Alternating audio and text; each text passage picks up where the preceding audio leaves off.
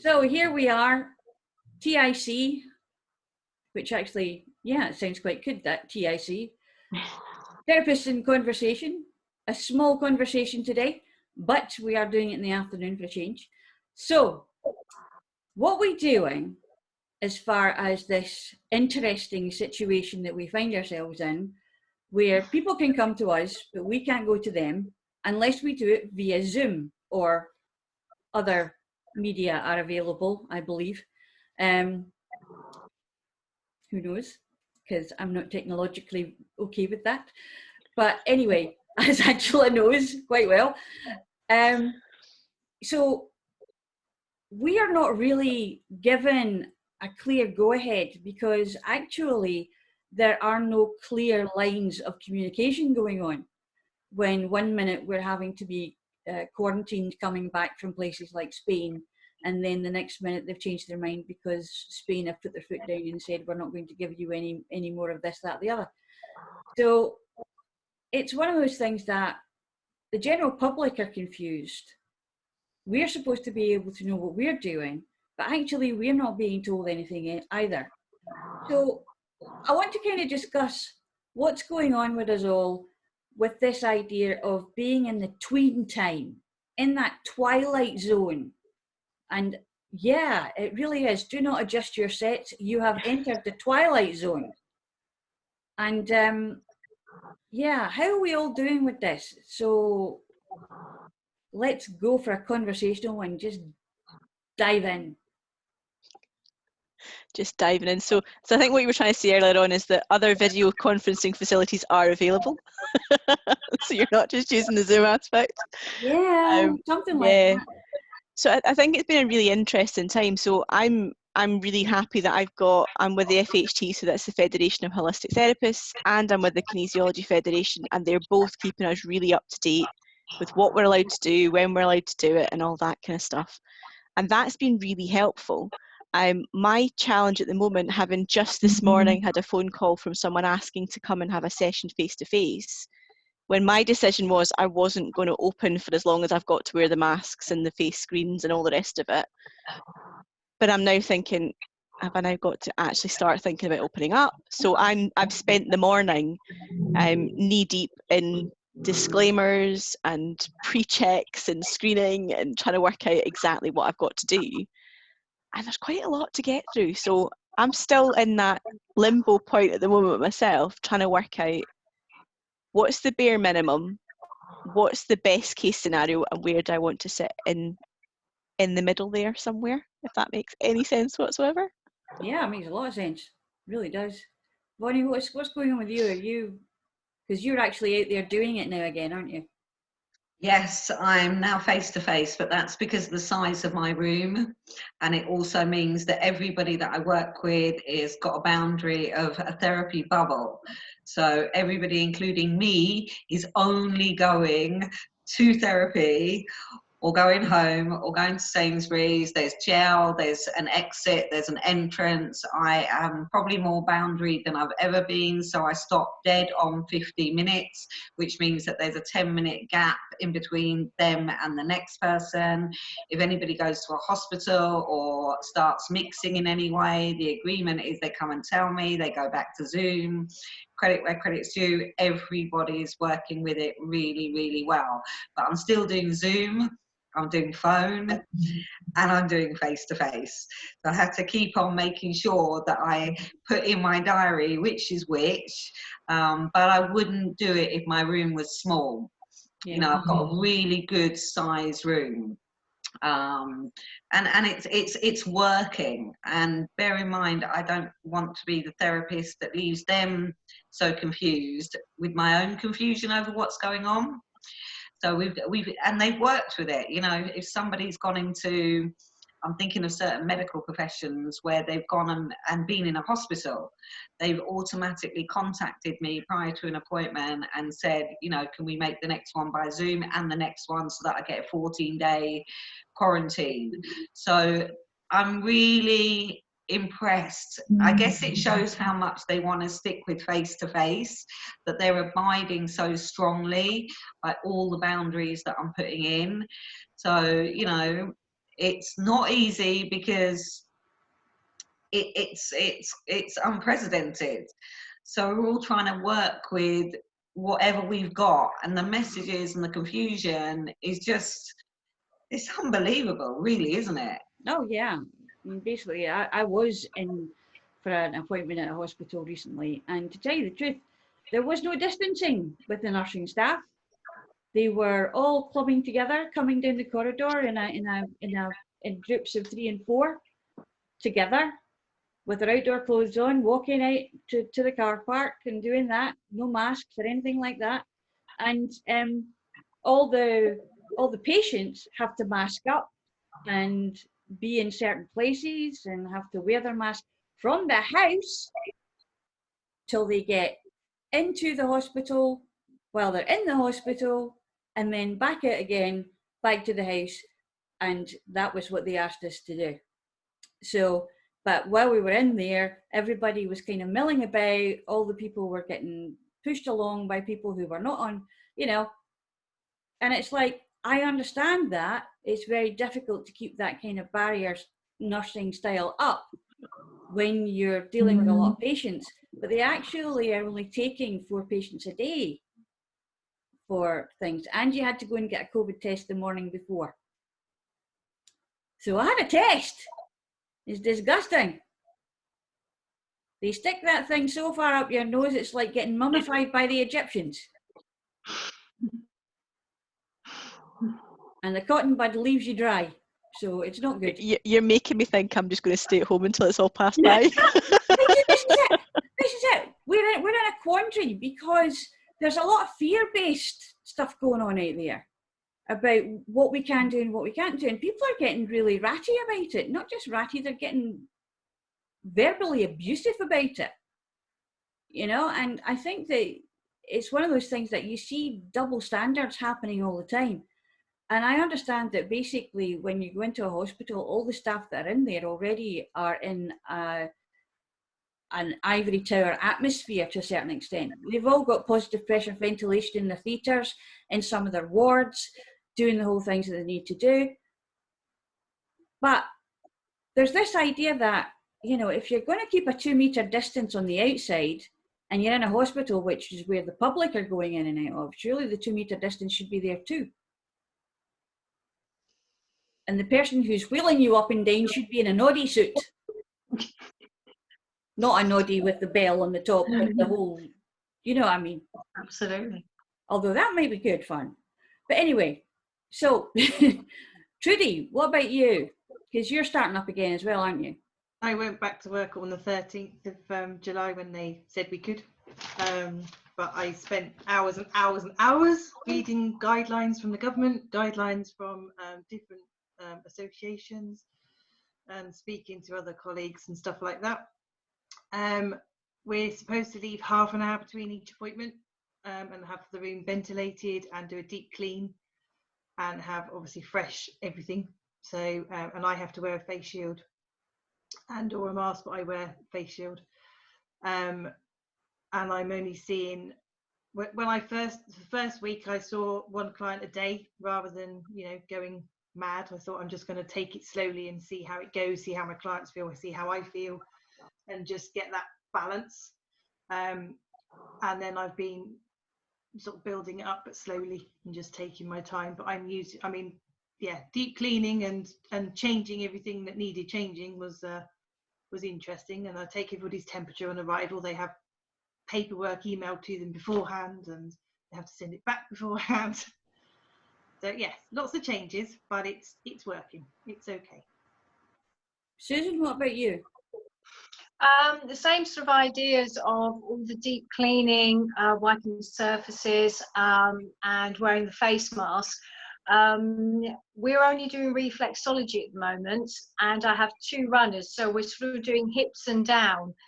But when we do or go up to the Indian head and sort of the shoulder area, the face area, we're sort of still deciding that's not going to happen until possibly mid-August. And we give the option, obviously, for our clients, obviously, to wear the face mask, although it is uncomfortable for them. But the thing we found as well, ask all these extra little questions, you know, such as, have you had, you know, C19? Have you been abroad? How is your temperature? So we've had to change our consultation sheets to make sure we get the right information before we even allow a client to come into our studio, or we go to them, because that's the other thing as well. We have to protect ourselves. We wear the face shield, of course, when we're doing our reflexology, and make sure that everything is cleaned and cleaned and cleaned. It's just so important at the moment. That's You know, kind of an interesting thing, because to tell you the truth, I would not think of taking my temperature before I went out to see someone, ever. Yeah. I mean, I you know. So from what I understand, taking the temperature is not essential. You can do it if you choose to do it, and it's part of all the trace and protect stuff. So that's part of your disclosure and all the rest of it, or disclaimer, sorry. But I don't think it's a necessity to take the temperature. But that's interesting, Sue, that you're actually allowed to now. We haven't had anyone refuse, and everyone just seems to accept that that's correct. Normal. That's what we do. Yeah, absolutely. So and I guess that's the difference between Scotland and England then, that you're allowed to go to your client. So that must be the difference then. So Scotland, we're not allowed to do mobile. We're allowed to reopen our own clinics and treatment rooms, and if it's in our home, then that's fine if it's set up specifically as a treatment room, but we're not allowed to go to our clients. So that's interesting. I didn't realise that was the case in England, that mobile sessions are allowed. Yeah, and but we're only sort of the lower end, and it won't be till possibly mid-August. We're just seeing what happens, because with the lockdown again with Spain, I can just see that we'll get the full lockdown here again, and it's just going to affect us all business-wise. So well, when you think about it, they've just locked down Leicester. They quarantined Leicester, just that one city. So they may well just do it on a city-by-city basis if it starts to spike again to begin with. I mean, I think we're still at that 1 hour less than 1 at the moment in Scotland. I thought most of the country was now R less than 1. I must admit, I don't know. I just... The whole premise of that was that basically for R less than 1, then we're just about there's nothing there to worry about. My understanding from that is if the R was less than 1, it's not going to exponentially grow and spread, I think. Whereas if it's more than 1, then it's that way. If one person will give it to one person, or one person will give it to 2 people. Yeah.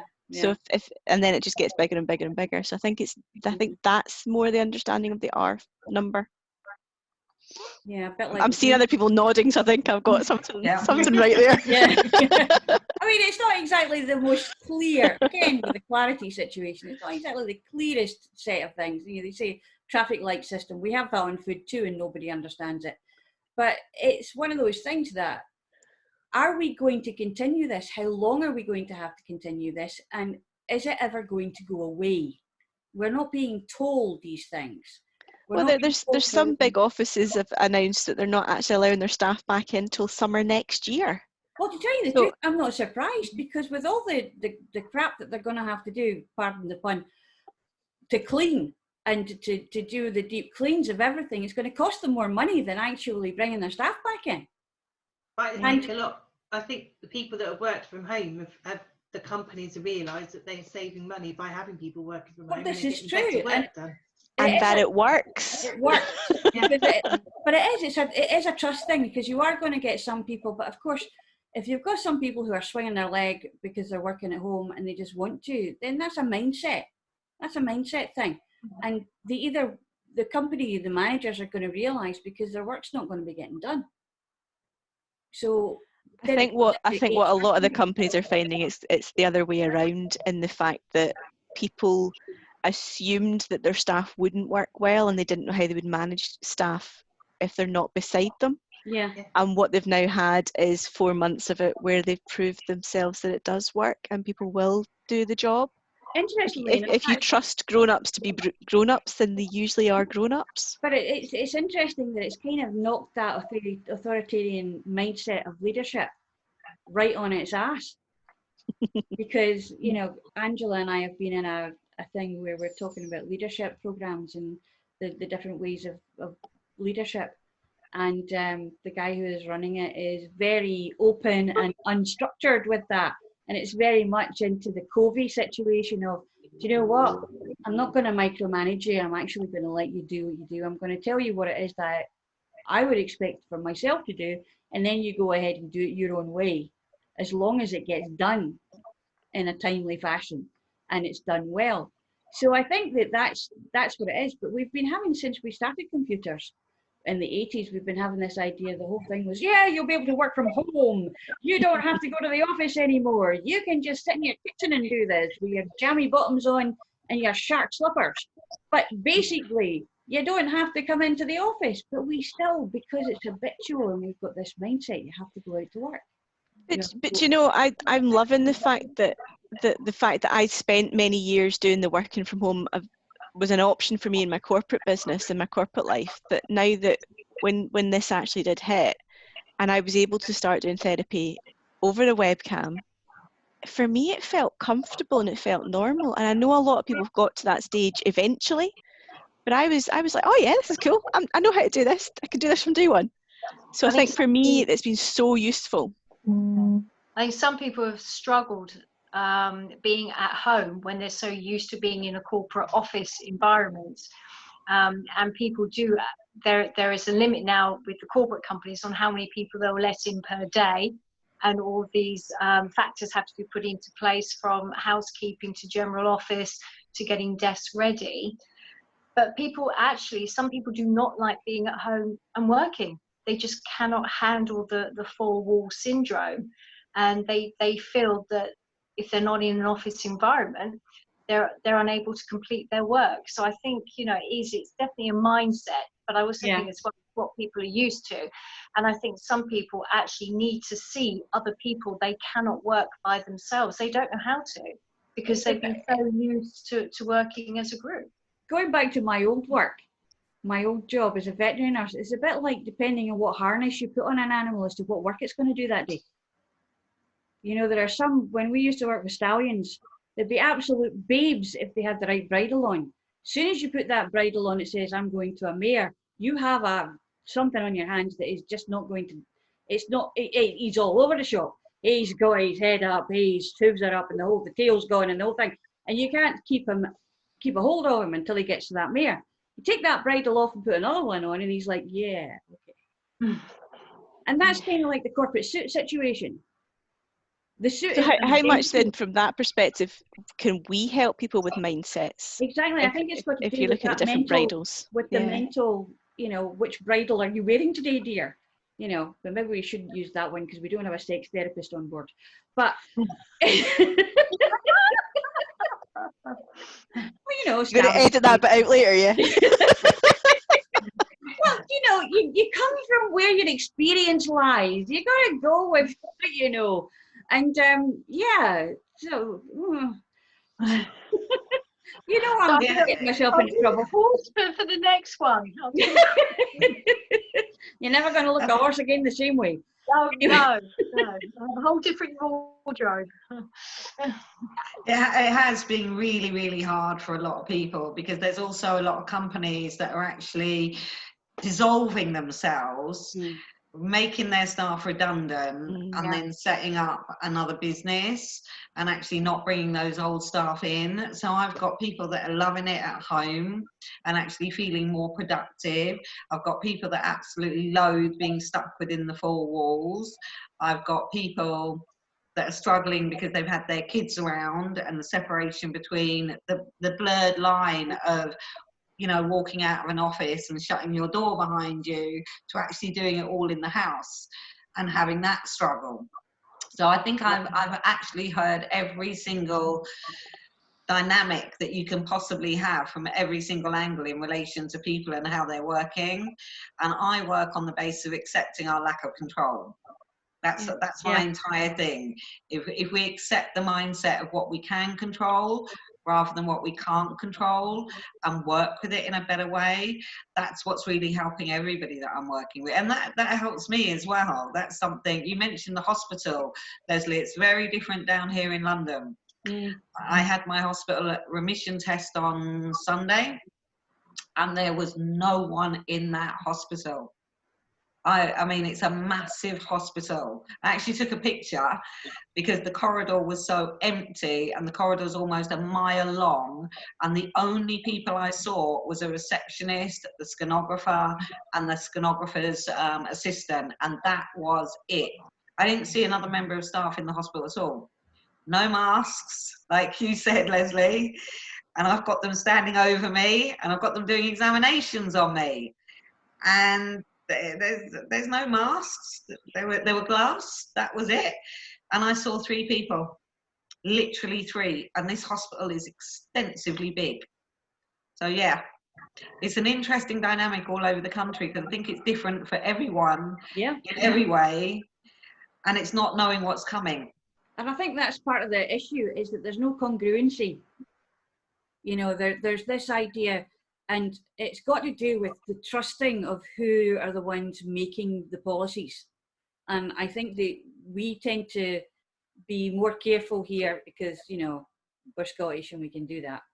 And there's a little bit of friction that goes on. But I think it's also got to do with, you've got to listen to people. But at the same time, you've got that box in the corner where you've got the British government saying one thing, and then the Scottish government and the Welsh government and the Irish government saying another thing entirely. And we're all standing around going, oh, we're going to go this way. Oh, no, we're going to go that way. And it's like we're being taught herd mentality. I mean, we're getting the mindset of herd mentality. And the big stick is fear. And that's the thing that we've got to understand is that when we're dealing with it, when we see our clients, we have to first deal with that before we can get into giving them the idea that they actually have power of their own to deal with the mindsets that they're dealing with inside their own houses. So we got to get them in 2 minds to make 1 mind almost. But I think echoing Vonnie, I'm pointing over there. I have no idea where on your screen Vonnie is at the moment. But Vonnie's point of, we need to know what we're doing and make it look as if that we know what we're doing, so we're not confusing our clients. So that's my point at the moment. Having had someone actually say to me, can I do a face-to-face session? I'm now trying to figure out what I've got to do. And once I've done all of that, I will then go back to the person and say, yes, okay, I'm now going to open. But I'd have said to her, look, give me your name and contact details and I'll get back to you once I've worked out what I need to do, because I'm not going to go back to her until I know exactly what information I need from her, what PPE equipment I need to have here, what cleaning products I need to go and get, and all of that aspect. But so I think it is very, very important that once we're then working with clients, whether it's face-to-face or over the cameras, that we're still putting ourselves across as experts, as qualified, fully learned up as to what we're going to be doing, and actually delivering our therapies in the best way we possibly can without that confusion factor. Yeah, but we have to get them, by doing that, we have to actually go through that essence of what they're carrying with them energetically before we can actually get into the meat of the problem, of the issue that they're bringing. And I think, honestly say, and I'm not saying everybody should agree with me on this, the way I have handled it is I know what I'm supposed to do. I refuse to look at the news. I can honestly say I haven't looked at the news for weeks and weeks and weeks. I've held on to the cleaning, I've held on to the distance, I've held on to how I can organise my building so that it works for my clients, because otherwise separating my own feelings of confusion, which I won't let myself have, which is why I don't watch the news, means that I am not on a par with my clients being confused, because otherwise it's harder to almost separate as a therapist my stuff from theirs, so I make sure I haven't got any of it. And that's the best way I've managed it. Does that make sense to you? Oh yeah, absolutely. I mean, I must admit, I haven't watched the news. I hear Andrew does, so my husband, so he comes down and tells me things, but then that's his interpretation of it. and he will go to the nth degree. So I kind of knock 3 or 4 degrees out of that and say, yeah, okay, I'll just use the common sense route, and I'll take that route and just do what I'm doing, and just keep on doing what I'm doing, because basically I'm only seeing people via this medium at the moment. Nobody's coming to see me, which is probably just as well, because I don't have the space to do what I have to be able to do here, and allowing them to do it in their own living room. For me, and I was saying this to someone the other day, I see people understanding now that they have to take self-responsibility for what they need to do for themselves now. It's not just a case of, here's my trouble, do something with it, fix it for me. It's a case of, okay, in order for us to work together, in order for us to do this, we're going to have to get you to understand what you do with your space and with yourself. And that's getting through. And I'm starting to see people, because now with the disclaimers and things, my consent form is now like 4 pages long, because I have guidelines that I have to put in, and I have these things, these are the questions that you'll be asked, this is what you have to do. And you have to send this back to me, because I can't see you or talk to you about this until I've got a photograph of your signed consent form, and I will go through these questions with you when I see you. And that's okay. And to tell you the truth, that has actually allowed people to understand that when they come to us, there's an implicit contract there that they will be doing something for themselves, that they have to do the work. And I think that's probably one of the better things that's come out of this. Well, I've kind of been doing that since I started therapy, which is, yeah, I know, I'm not here to fix you, but I get your point. Yeah, I totally take it on board. We get people coming to us, and it's like, oh well, you're the healer, heal me. Well, what are you doing to make yourself in the dis-ease? Yeah. What do you mean? It's not my fault. And you give them like a prescription of, go out for a walk, look at this, do that, do the other. And they sit and watch Jeremy Kyle instead. Well, they can't do it now, but that kind of thing. So they're feeding their dis-ease. But now they're actually starting to understand, because I think we've got a common enemy now. It's not just us, it's everybody else as well. And it's a case of, there's always something that I can do to change this situation for me. And I think that that's what we can do, is allow them to see that and to be aware of it, be consciously aware of it, that they can actually, they've got the potential to be able to look after themselves and change their mindset. Well, that's the aim of therapy. Yeah. So it's that comment you said earlier on, it's being in control of what you can control, and understanding how you respond to what you can't control. Yeah. Unfortunately, that I managed to practice that one very, very well, considering what I've been through. So it was almost a consistent practice, almost literally hour after hour, can't control what's going on. And that's what cancer does to you, because it's so controlling, because the whole situation, your body is controlling you, and everything that you do in relation to what you have to do is non-stop hospital visits. You have to do this, you have to do that. So when you go through something that big, the art of being able to say, and I'm very proud, because it really allowed me to appreciate self-awareness more than at any other time in my life. The ability in the worst situations to say, with a smile on my face, at least I know my head. I've got my self-awareness. I can accept my lack of control here. And that is, it was such a profound thing for me to use that in the worst situations, that actually helped me not panic, not get stressed, not get anxious. I'm not going to go into the situations, but they were big situations. And to smile, having that armor, is the most amazing thing when you actually have it, to be able to use it in the worst situations that you can be in. So for me, it's become so natural to do that and accept that. So, you know, it's the art of what I do. I've learnt my own art. Isn't it that kind of paradoxical thing, though, that we now have a consciously aware, tangible argument for saying it will work when you let it go. When you let go, it will all fall into place. Yeah.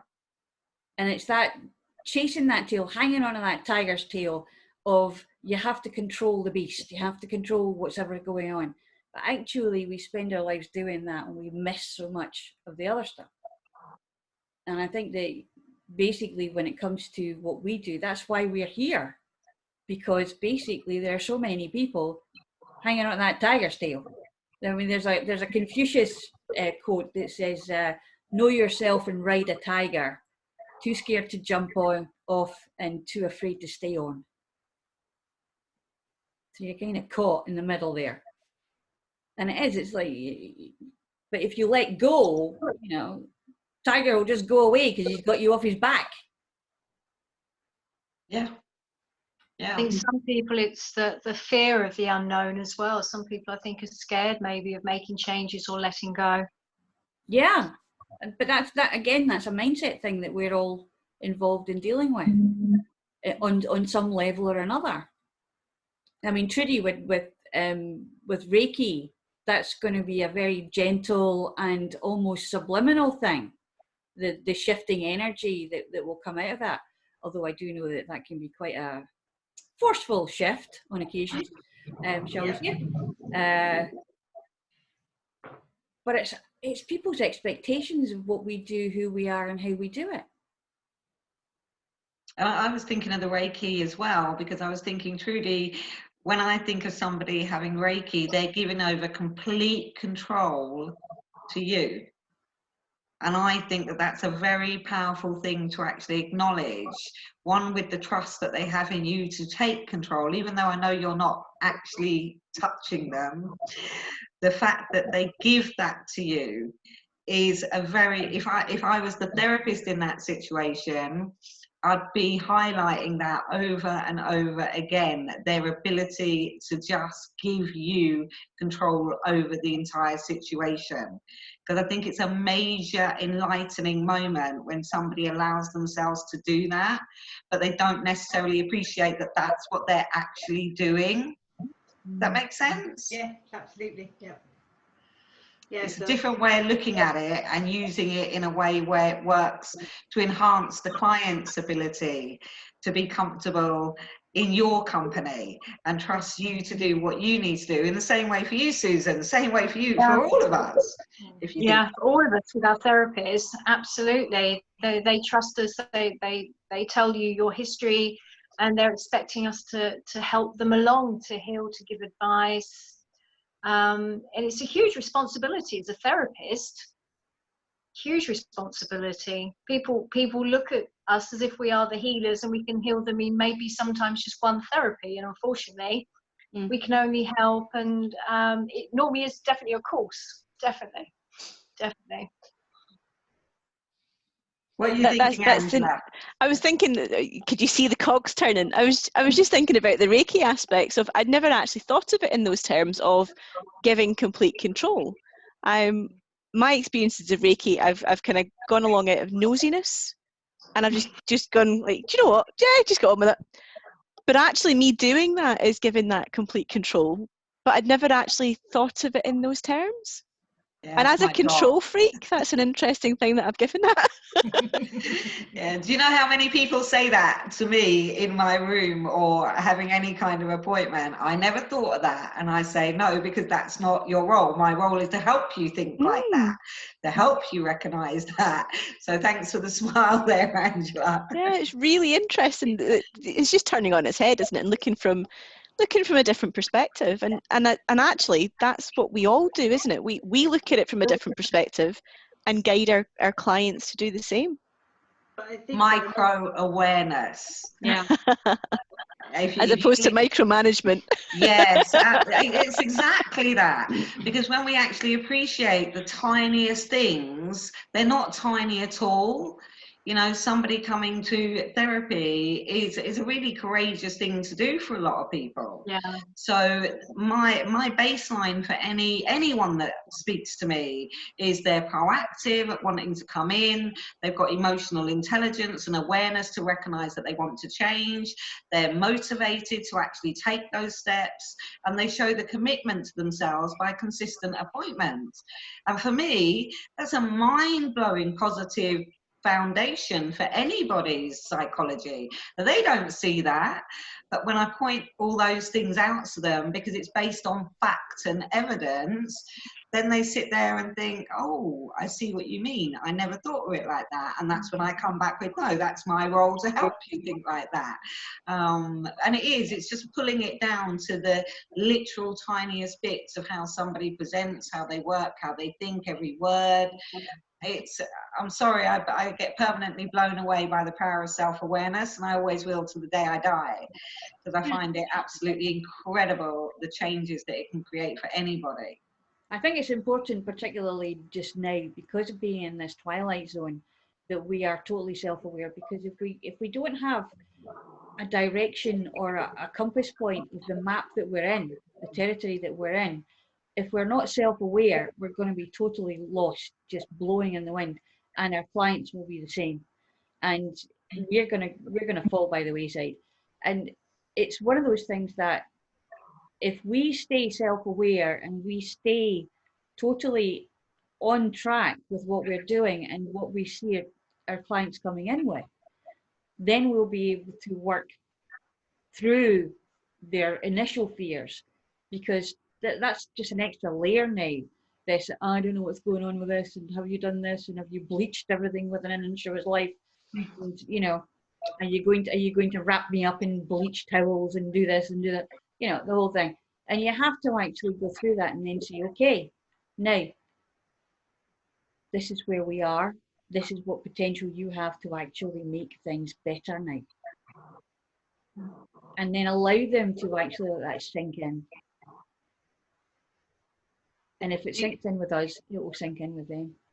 Yeah, I really think it's all about trust, isn't it? And you know, your clients need to trust us that we know what we're doing, and we're doing it to the best of our ability, whether that's, you know, cleaning, leaving enough time, using fresh towels, linen, whatever we're doing, and the therapy, it's trusting. And that's why they come to who they choose to come to, because it's all about trust, which is what Bonnie's saying, and being aware of themselves, and, you know, allowing you to take it on board. So, yeah, we have to take a chance. We have to actually, in order to move forward, we have to take a chance. We have to take that step, and we have to be with people who are going to be able to say, yeah, all right, I've got you, even if it's just virtually. I've got you. Don't worry. If you fall, we'll help you back up again. Because that's what we do. Can I just ask you all, how have you found, because this has been my hardest thing to do, and the difference between face-to-face and Zoom. So, like I said, I'm still doing Zoom appointments. The hardest thing I find is the ending. Whereas I'm used to somebody leaving, when it's on Zoom, it is horrible. It's like I end up waving and saying, I'll speak to you soon, because the physical aspect of them moving away, it's gone. And when I don't even like being the first one that presses the end of the meeting button. I almost want to give them the control to be able to do that, because it's so different. Angela, that's really what I don't know what's going on in your head there. No, I've got one client, and it was lovely because their partner set the call up and sat them in front of the screen, and then we did the session. And at the end of the session, they said goodbye, and they got up and they walked out the room, leaving the screen. That just came to my head as you were saying that, and I thought that's just perfect. And now it's time to leave the room. I wish mine all did that. But it is a really strange one, because you get to that point, and it's even doing like a coffee chat or whatever on this, you're like, okay, so we're going to wrap up now, because I've got another call to go to, and bye. Yeah. It's a really false ending, isn't it, to a certain extent? And, Yes, and then what you it get feels. you get the bye as then someone presses the leave button and they're still waving because they've not pressed the actual confirm you want to leave, and then it's bizarre.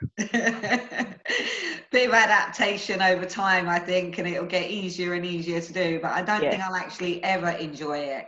You know, even meeting clients in my workplace that I'm meeting them for the first time, I'm so used to them putting their hand out to shake my hand, and it feels like you're rejecting them. So it's almost consciously saying and acknowledging we're in a very unusual situation, and I'm almost sorry that I'm not doing what I normally would do, but how do you feel about what I'm doing? You know, and just exploring it in that way. And thankfully every single one has been, it's absolutely fine, I get it, I understand it, but it's just not the way it was. And that I guess your adaptation. face-to-face ones, you're not going to shake hands as they're leaving either anymore, or give them a hug that you might have done before. But then I suppose, how is ending a Zoom call any different to how we've ended phone calls for Yeah. however many decades that we've ended phone calls from? You say goodbye and you put the phone down. You just Or can't push see the the other button now. person when you put the phone. You know, you just can't. You know. I think the leave call or end call is putting the receiver down. You know, and it gets to that point where, you know, you do it, no, you do it, no, you do it, no, you do it, no, you do it. And you're like, okay, I'll do it because I've got something else to do. Bye. And you're back to your teenage years, yeah? And that's really, really hard when you know and you sense that the person in the Zoom call isn't ready to end the appointment. Yeah. That's the bit that I pick up on, because I've sat there and there's a particular person I'm thinking of, and sometimes you can tell if they're in a temper, it'll be them that presses the end button. But if they want to continue, they give me the control, and I know they give me the control because they're not pressing it. So I'm sitting there and it's not comfortable for me, because it feels like I'm shutting the other person down, and that goes against the grain of anything that I do. So I can hear myself going, right, I'm going to say goodbye now, so I'm going to shut the meeting down just so that you know, and I'll speak to you soon. But it's not comfortable because I know that they're leaving the screen open and waiting for me to do it. And that's completely different to somebody just see you next week and walking physically out of a room. I don't enjoy that So aspect of have it. you ever had a situation where the person's been in the room with you and not wanted to leave the room? Or have they always just left because the time's up? I'm just wondering if it was a psychological mindset thing for you rather than for them. Yes. Well, you see, in 18 years of doing this, there are a few people in my memory that would probably be there for hours and hours and hours and hours and hours. So I consciously make sure that when it's coming up to the 50-minute mark, I'll consciously come in and just say, it's really important that we don't go down that particular route, because I can tell by what they're going to talk about that it's going to extend not just be 5 minutes. Yeah, it's not going to. And it could take them down some really deep emotions where it'd be totally inappropriate for them at that point, because I'll have to shut it down. But I'm also aware that that's a very clever avoidance. So a lot of people will leave the most important thing that they want to discuss literally to the last 5 minutes because they've got an escape route. Yeah. They've got the door. So I'm aware of that. So I always, if they do start down that, I'll instantly come in and just say, look, it's important for you to be aware that actually maybe we leave this to the next appointment, because I can see where you're going to go and we're going to finish and wrap up in 5 minutes. So it's an old avoidance trick that they're not even necessarily aware of when they do that, Angela. So from that perspective, are you then using those techniques on the video call, or are you finding that those techniques don't seem to translate as well? No, because it's usually somebody that keeps on talking and talking and talking in the room, whereas the person that I've got in my head is sitting there in silence at the end of the appointment. Okay. And it's that discomfort of it's just like shutting them off. I guess when the screen shuts down, it feels like a physical shutting off. And for my personality, I'm just not used to shutting somebody off when I see them sitting there deliberately leaving the screen open. It's kind of like a guillotine instead of a door closing. Yes. Yeah. Yeah, that's exactly. Yeah, it feels too sharp. It's the energy of the, okay, that's it, bam, you're done. Yeah. There's actually no parting. Again, there is no Twilight Zone for this, because the Twilight Zone, when they end a consultation face to face, is you see them leaving the room, you see them closing the door, Yeah. and that you've got that actual active ending. For this, I mean, computers were never meant to be polite. They were never meant to be caring. They're machines. They do that. It's like, you know, it's ones and zeros. It's on or it's off. Yeah. And it's basically the Matrix. So it's a case of, I don't know, you don't know what they're going to be doing or feeling when after they've left your door. They could go out and go into the alleyway and have a tantrum or kick a bin or something. Or they could just go and float quite naturally. Because we always leave the important stuff to the end, because we don't really want to say it in case it brings up something that we really don't want to talk about anyway, or it's going to make someone else feel bad or not. It depends. It's a fear thing. Again, it's like one of those things where, you know, and being fearful about stopping it, but we have to have, this is why this Twilight Zone for me is really not good, because this Capricorn thing in me is like, it has a start, it has an end. We have no end. We don't even have a start now. It's just this kind of elongated elastic band that we don't even know who's on the either end of it, you know? Are you getting to the whole what day of the week is it again? Yes. Yes. I'm sitting here thinking to myself, is this Thursday? And then, no, the book says it's Wednesday, so it must be, you know? But it's one of those things that, for me, structure, particularly in my old job, was very, very important. And it's still important for us because we have time slots. We still have time slots.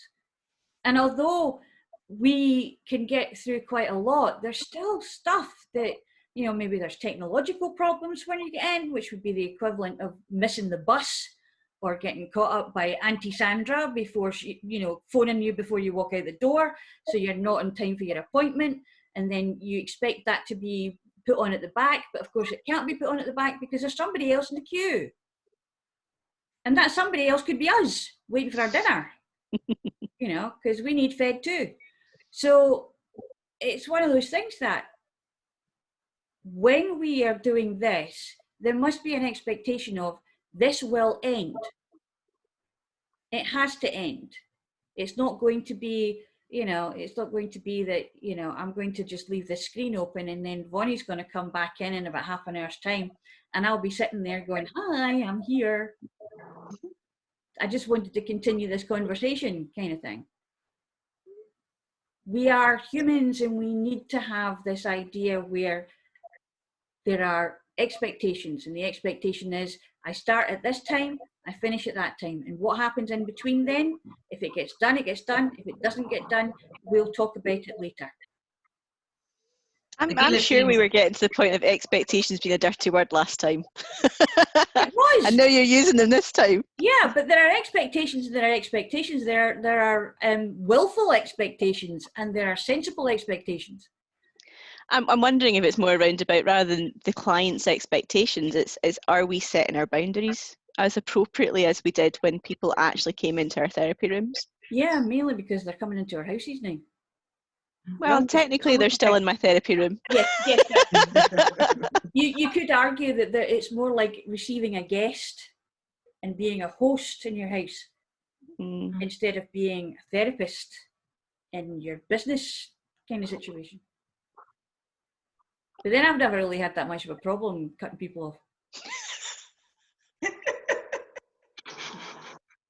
Ask anybody who knows me.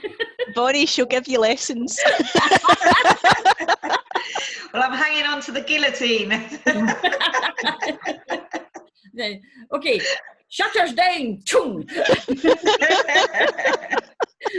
The shop is now closed. Bang. maybe you should have a screen that you should be, you know, out to lunch or gone fishing or something like that. You can actually press the button and the screen share comes on.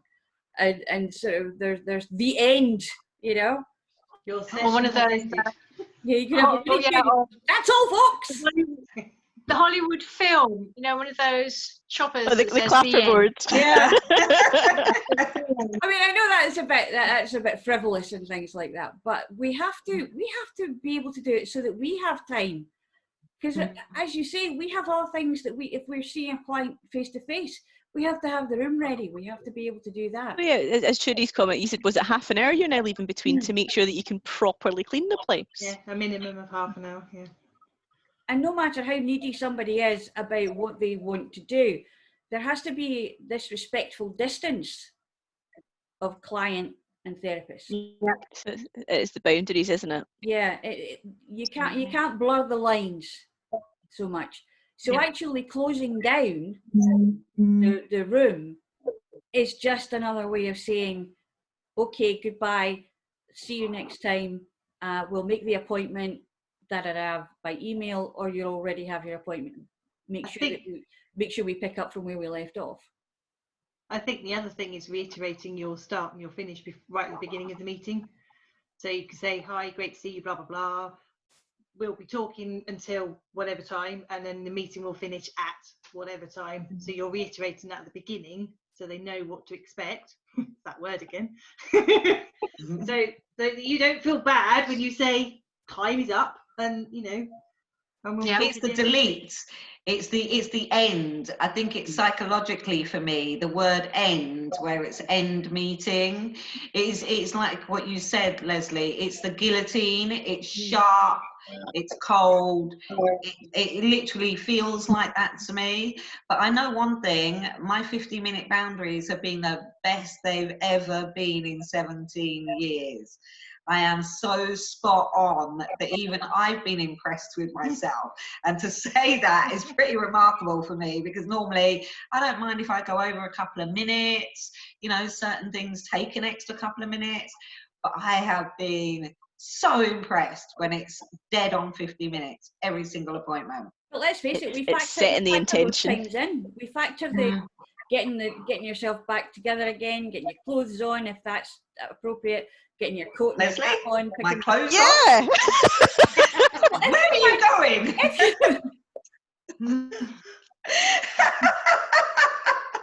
I'm not doing that kind of session. No. I mean, some people remove their underwear to have their reflexology. They have to put their shoes and socks on. Those are clothes. Yes. Some people have to take their trousers off if they have to sort of have a leg manipulated. You know, get your mind out of the gutters, girls. Come on. You started it. I know. I'm wicked that way. I know. But it's interesting, Vonnie, when you're the person that's hosting the call, yours says end. But when you're the guest or the person that's attending the call, it says leave. Yeah. So it's it's very subtle. But when you give words power, I guess that's maybe the challenge. That's exactly what it is. It's giving you the power to end the meeting for all. As Leslie's hovering over the button. Everybody's ending the meeting. This is the end. And on that note, I know it's 1 minute to 5. Yes, I'm watching. I think that we've twilighted our zone out of into submission. So I'm going to thank you all for coming on. Thank you for the laugh and the jollity, because I think we all need it. And we will see each other next month when we will be talking about grief. And it may well be a double header. Okay? Okay. So